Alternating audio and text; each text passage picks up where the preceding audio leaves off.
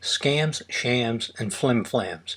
We're going to talk about some of the more common ones. And oh, by the way, we're not even going to mention the Nigerian diplomat who wants to pay you $2 million to help him get money out of Nigeria because things are in such a bad shape over there. But we are going to talk about things like the pyramid scheme. Now, there are some marketing companies out there that have been very successful with pyramid marketing. It may be called multi-level marketing. What it is, though, there isn't any work, just recruit others who recruit others who recruit others, and so on. And nobody ever actually sells anything. These well-known marketing companies that have perfected this methodology are very legitimate. Amway and Herbalife, and there are a host of other imitators, and we're not saying that they're scams, but we will suggest that they misrepresent the potential money that can be made. In a typical pyramid marketing scheme, the marketers, such as you, buy product for yourself, but for anybody else to make any actual money other than the bloke at the top of the pyramid, eventually some consumer has to buy something.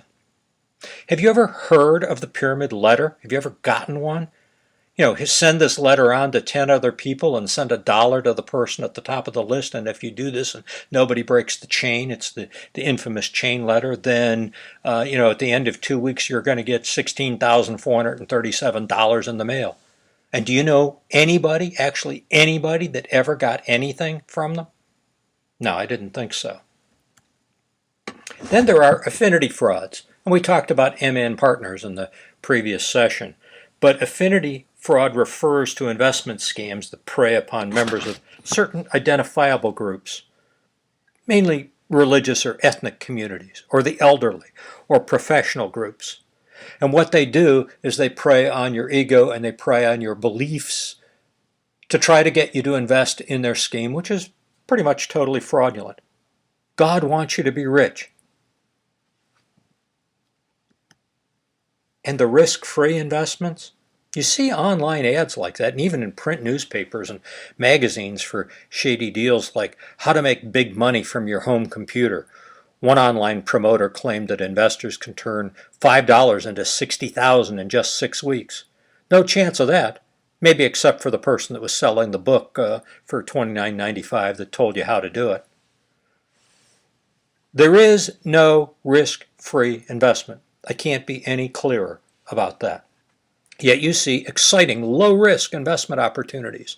Participate in exotic-sounding investments like wireless cable projects, prime bank securities, and eel farms.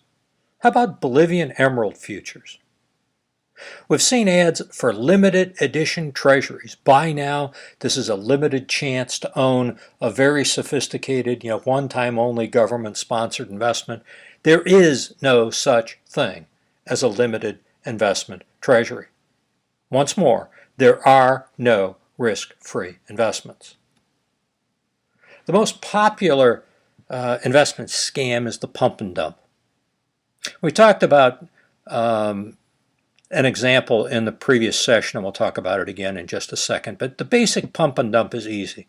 A promoter touts heavily a penny stock that he owns, and he sells it when your buying drives up the price. If you advertise it well enough, people are going to buy this garbage.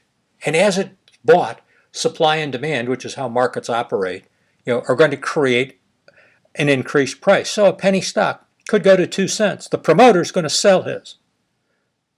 He may own 2 million shares, but you don't sell yours.